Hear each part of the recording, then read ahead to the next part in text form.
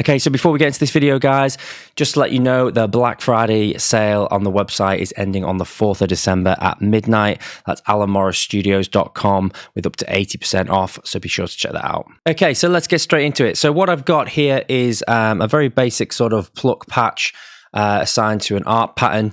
And what I'm going to do is I'm going to show you how you can create a lot more interest with your ARPs.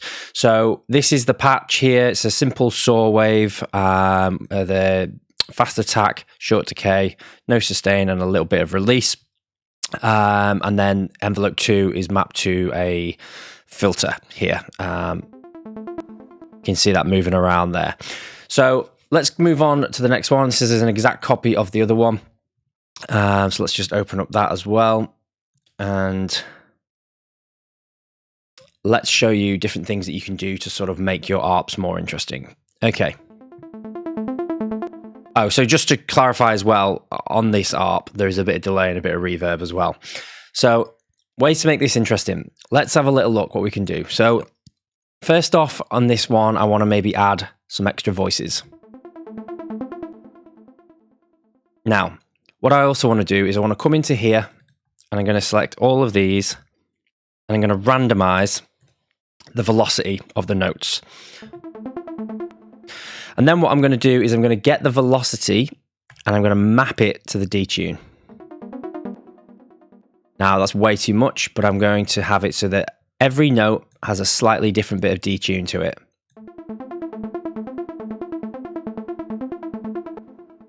So sort of every note sounds slightly different there. Right.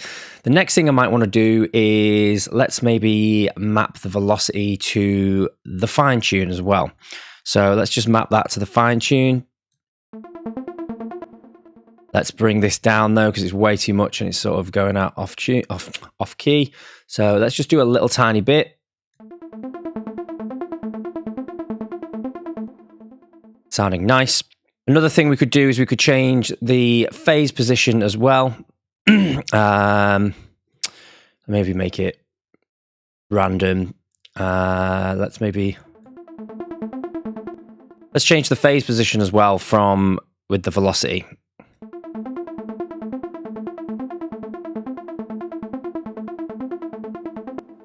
Right, okay, nice. So next up, I might want to use something like an LFO to go to the cutoff. So over a period of time, it can open and close a bit, not that much though. Again, that's way too fast, so let's bring this back. And let's bring this down as well a little bit. It's going up and down a little bit too much. Again, I'm just trying to add in subtle differences here that will make your sound design sound a little bit better with your ARP. So let's maybe change this actually, instead of BPM, let's do it as a...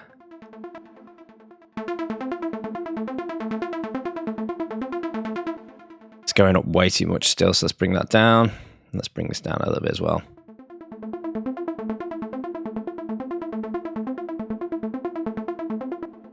Right, okay. Next thing we could do is we could add in a completely different oscillator. But I don't want this playing all the time. I want to add some texture to this. So what if I go like this, bring the level down, and the velocity determines the level of this oscillator.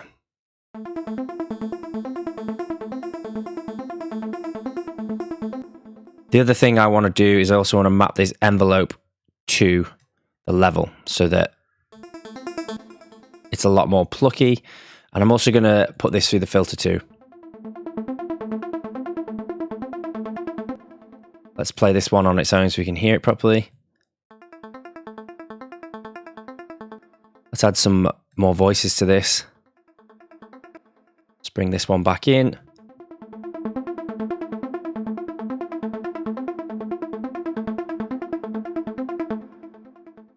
Right, okay, nice. So next thing I want to do, we could maybe change the position of this waveform with an LFO. So we go something like this. If we listen to this oscillator again, let's slow this down as well, the rate on the LFO going to the wet position so you can see it changing. Another thing I might want to do with this is LFO3. Again, completely different LFO. Let's just pick something a bit different, a bit crazy. Let's go to pan. Let's bring it back because it's way too much. Blend this in with this.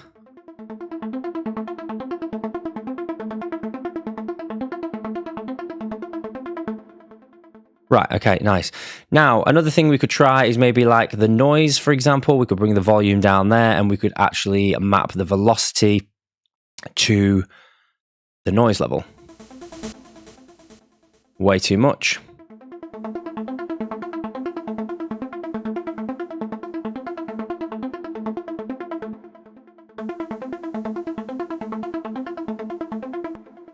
And I could also maybe map envelope 3 to the level here. And with envelope 3, I'm going to make this a lot shorter decay, fast attack.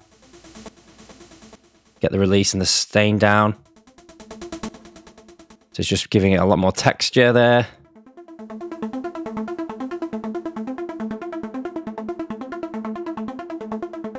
Let's flick through some of these and see which one sounds best.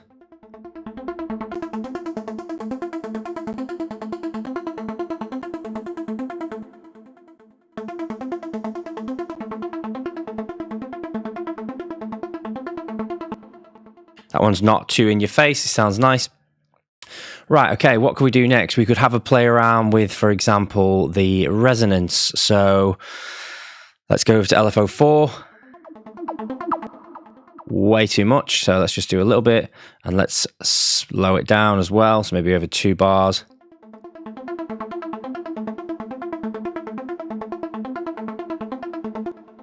All right, okay, so I think the next thing I want to do is try humanizing this.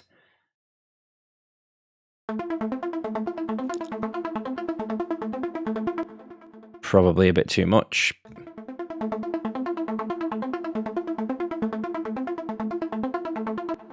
Right, okay, so let's have a listen to the original one to start now.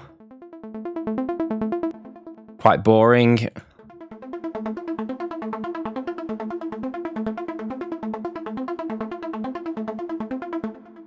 Right, okay, so let's have a little look what else we could do. We could also map the velocity to, for example, the wet mix on the delay. Way too much, let's bring it down.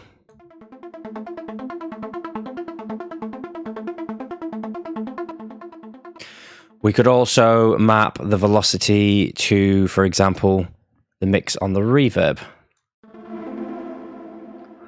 Way too much, let's bring this down. Let's change it to a plate, and let's also change the decay time to a much shorter one. Still too much, let's change the room size.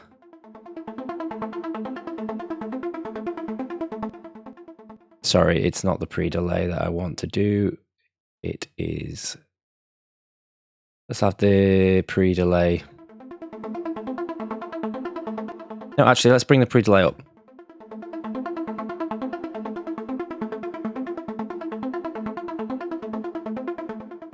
Sounds quite nice with the pre-delay like that, actually.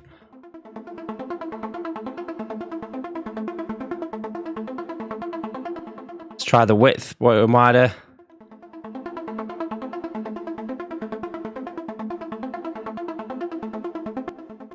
Bring the size down a little bit.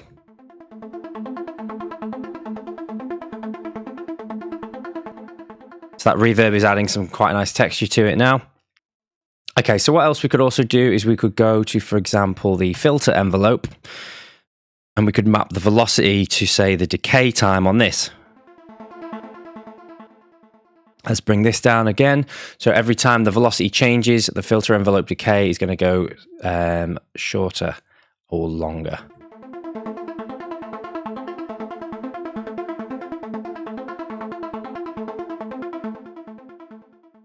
Nice. Right, okay, so let's bring this filter close. Let's actually change this to a 24 dB.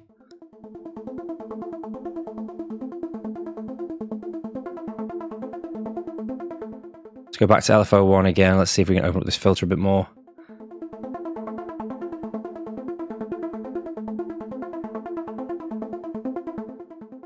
Let's bring back a bit more of this delay.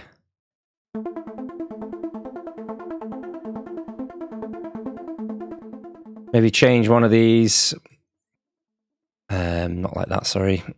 Oh. Forgotten how you... Right, there we go. Let's go to maybe like 1/8.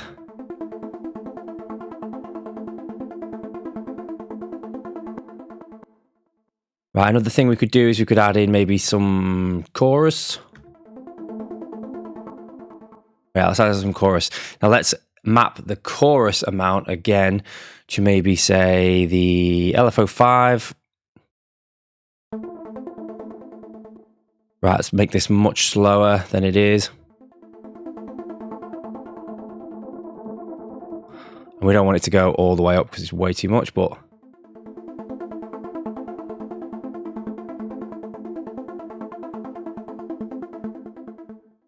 Right, nice.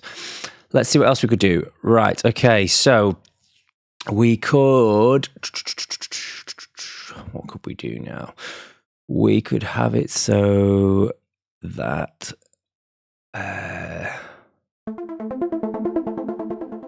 don't want to move the drive. We could have the pan of... We could go into the matrix and we could use, for example, choose the chaos 1 and we could map that to the oscillator 1 pan.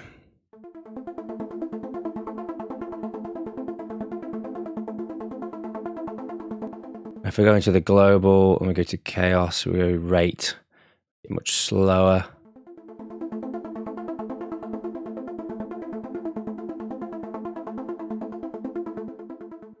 Right, okay, let's have a listen to this now compared to the first one.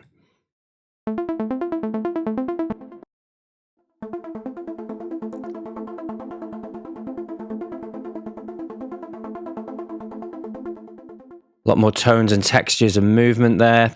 We could also, let's go to the reverb. No, not reverb, sorry. We could map the EQ so that gain on the top end. We could have the velocity also mapped to the EQ here. We could map the velocity to the gain amount on the top frequency. So anything where... So this is kind of moving around a little bit as well. As the higher the velocity, the bit more of a boost in the EQ that we've got.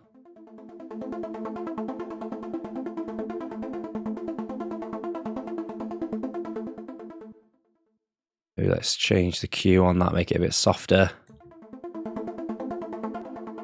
And let's also do a tiny amount there, actually.